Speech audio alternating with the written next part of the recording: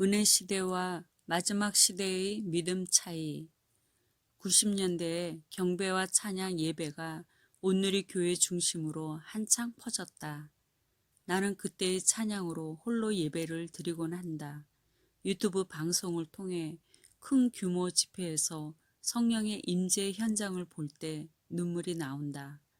많은 이들이 순수하게 주님을 높이고 찬양하는 모습을 보며 이런 시간이 다시 오기를 간절히 원한다.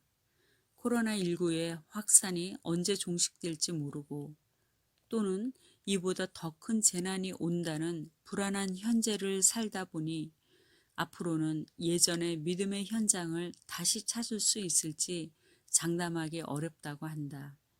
이것을 마지막 시대 징조의 시작으로 보고 준비해야 한다는 성견적인 주장들을 우린 쉽게 접한다.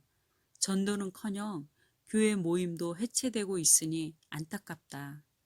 우리는 교회 시대의 끝자락에 살고 있다. 교회 시대를 은혜의 시대라고 한다. 예수님을 마음에 구세주와 주님으로 모시는 자는 하나님의 자녀가 되어 영생의 약속을 받는다. 그러면 은혜 시대와 마지막 시대의 믿음에는 차이가 있을까?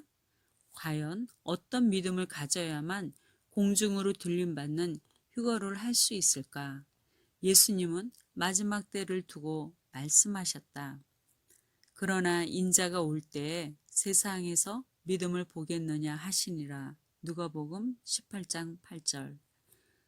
그만큼 마지막 때에는 믿음을 지키는 것이 어렵다는 뜻이다. 거짓 선지자의 미혹이 많아 실족하고 환난에 넘겨주며 불법이 성함으로 사랑이 식어지는 그때를 대비해 든든한 믿음을 가져야 하리라. 이는 깨어 기도하며 신랑이 언제 올지 준비하는 믿음이다.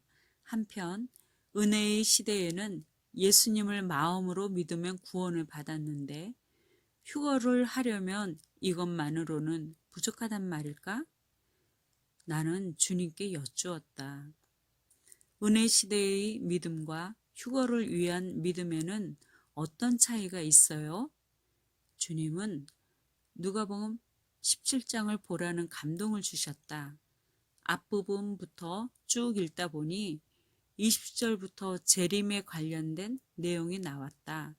그중 이 부분이 다가왔다. 노아의 때에 된 것과 같이 인자의 때에도 그러하리라. 노아가 방주에 들어가던 날까지 사람들이 먹고 마시고 장가들고 시집가더니 홍수가 나서 그들을 다 멸망시켰으며 또 롯의 때와 같으리니 사람들이 먹고 마시고 사고 팔고 심고 집을 짓더니 롯이 소돔에서 나가던 날에 하늘로부터 불과 유황이 비오듯 하여 그들을 멸망시켰느니라. 인자가 나타나는 날에도 이러하리라. 누가복음 17장 26절로 30절. 묵상을 하면서 답을 찾았다. 이런 깨달음을 주셨다. 노아의 때나 롯의 때의 특징은 먹고 마시고 장가들고 시집가고 사고 팔고 심고 집을 짓더니 이 부분만 보면 무엇이 악한지 모른다. 예수님은 왜 그 당시 사람들의 악행으로 멸망당했다는 실제의 모습을 전하지 않으시고 누구에게나 있는 일상생활을 말씀하셨을까? 먹고 마시고 결혼하고 장사하고 집을 짓는 것은 모든 사람의 삶이고 크리스천이라고 해서 다르지 않다. 그게 나쁜 일인가? 고린도전서 7장 28절에는 장가가고 시집가도 죄짓는 것이 아니라고 했다. 지금 은혜의 시대에서 일상생활을 하다가 죽음을 맞이한다면 예수님을 믿는 이들은 천국에 간다. 그가 진실로 예수님을 믿었다면 말이다. 은혜의 시대는 가능했다. 죄를 많이 짓고 방탕하게 살았다고 해도 회개하고 예수님께 돌아오면 그 믿음 하나로 하나님의 자녀로 맞아주시는 탕자 아버지의 사랑이 있다. 그렇다면 재림 때는 어떤 이들이 휴거를 맞이할까? 우리가 잘 알고 있는 슬기로운 다섯 처녀와 미련한 다섯 처녀를 봐도 알겠다. 그들은 다 같이 신랑을 기다렸다. 곧 전부 크리스천이었다. 신랑을 기다리다가 더디 오니 모두 졸며 잠을 잤다고 했다. 잠을 잤다는 것은 일상생활이라고 할 수 있다. 그러나 슬기로운 처녀는 일상생활 중에서도 언제나 신랑을 맞이할 기름을 넉넉히 준비하고 있었다. 먹고 마시고 잠을 자는 일상이 나쁜 것이 아니라 일상생활에만 빠져 신랑이 오든지 말든지 관심이 없거나 알더라도 나태해서 자신의 기름을 준비하지 않음이 악하고 게으른 종인 것이다.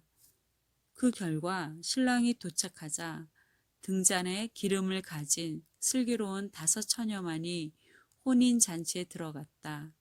미련한 다섯 처녀는 뒤늦게 기름을 준비하여 문을 두드렸으나 신랑으로부터 모른다고 거절당했다. 예수님은 그런즉 깨어 있으라.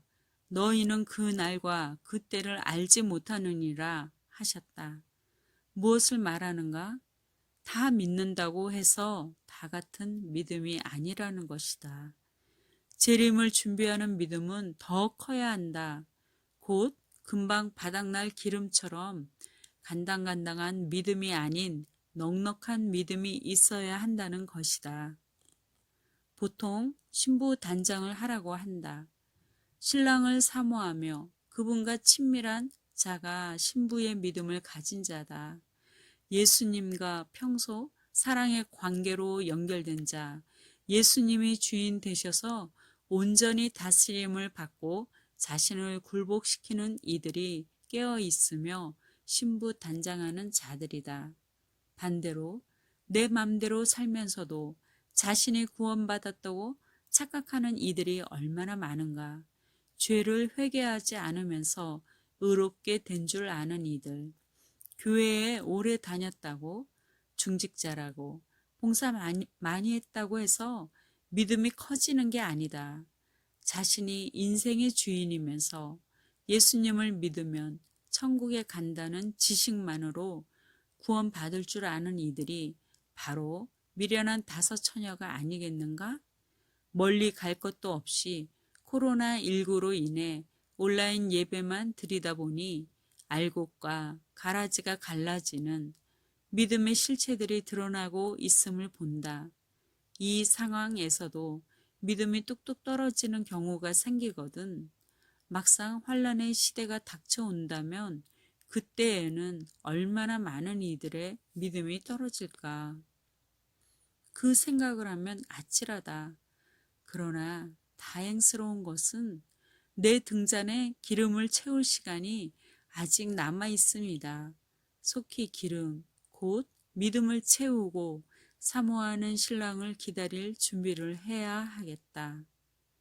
그 후에 남은 처녀들이 와서 이르되 주여 주여 우리에게 열어주소서.